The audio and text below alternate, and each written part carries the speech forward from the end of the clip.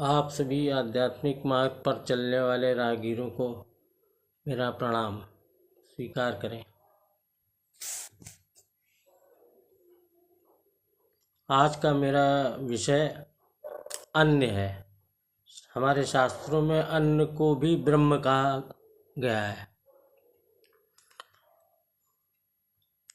हमारे शास्त्रों में आत्मकल्याण और आध्यात्मिक मार्ग के पथ पर चलने का प्रधान आधार अन्न और जल की शुद्धि को भी माना जाता रहा है,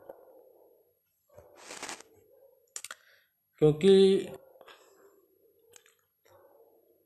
मन की शुद्धि उस पर निर्भर करती है।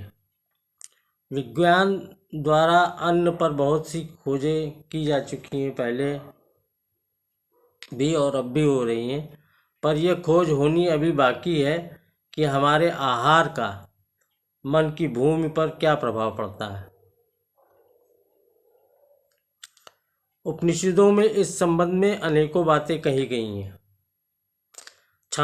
छांदोग्य उपनिषद के अध्याय 6 में ये कहा गया है कि खाया हुआ अन्न 3 प्रकार का हो जाता है। उसका स्थूल भाग जो होता है वह मल बन जाता है, मध्यम भाग हमारे शरीर का मांस बन जाता है, उसी प्रकार पिया हुआ जल भी 3 प्रकार का हो जाता है।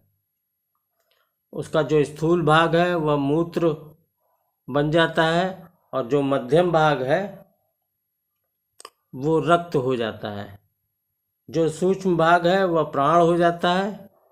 इसी प्रकार पाशुपात ब्रह्म उपनिषद में कहा गया है, आहार में अभक्ष्य त्याग देने से चित्त अर्थात मन शुद्ध हो जाता है।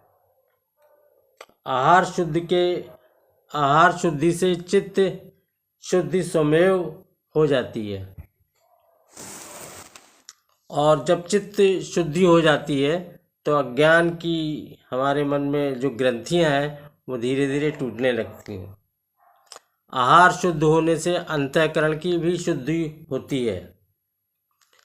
अंतःकरण शुद्ध होने से भावना दृढ़ हो जाती है, और भावना की स्थिरता से हृदय की समस्त गांठें स्वतः ही अपने आप धीरे धीरे खुलने लगती हैं।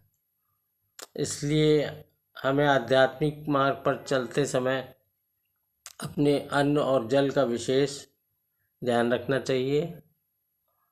प्रणाम।